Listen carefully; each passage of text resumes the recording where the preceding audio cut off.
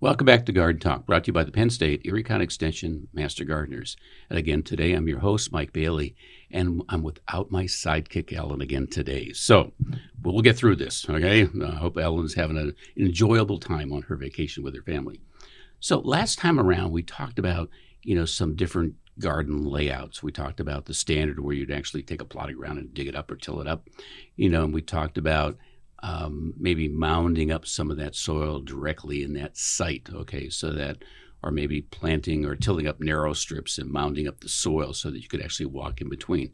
We talked about, the values of those particular approaches and some of the cons of those particular approaches. This time around, we want to talk about raised beds.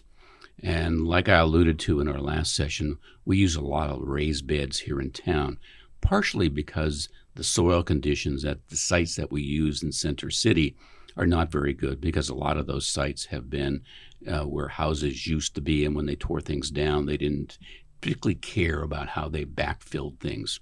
And you actually have a hard time sticking a shovel in the ground in a lot of these sites. So raised beds is probably our only option to actually grow things, on those particular sites. So when we talk about raised beds, what you're talking about is establishing some kind of a container, if you will, of any kind of geometric shape that you desire, okay, and then filling it with soil that actually raises that garden area up above the surrounding soil. And when we talk about up above, I like to do 10 or 12 inches depth on my raised beds. You get much better drainage, and it gives the roots a little bit more room to spread and to grow and to give you a better harvest then. What kind of materials might you need to create these raised containers? You can actually use just about anything that you have available.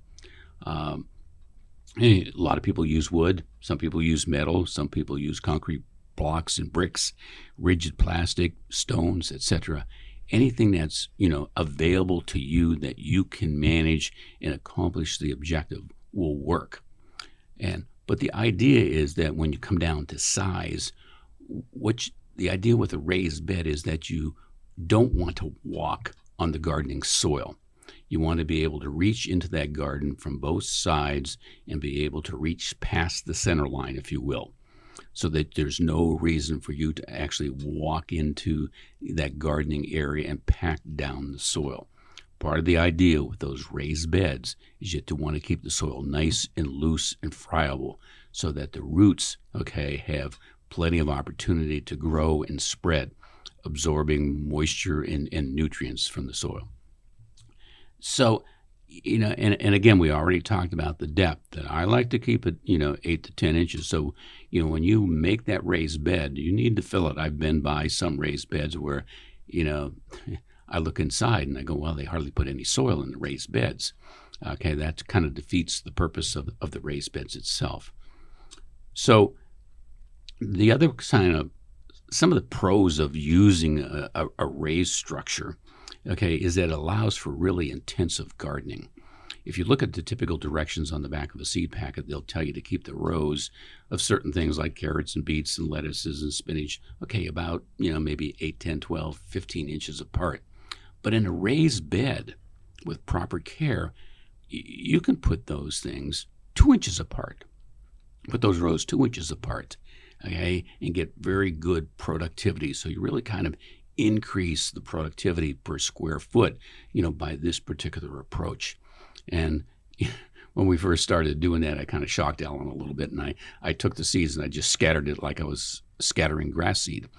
And you can do that approach too, because then what you do with the harvests, typically with beets, the vegetative portion grows and you start to get small beets. Some people love to harvest those beets at that particular time.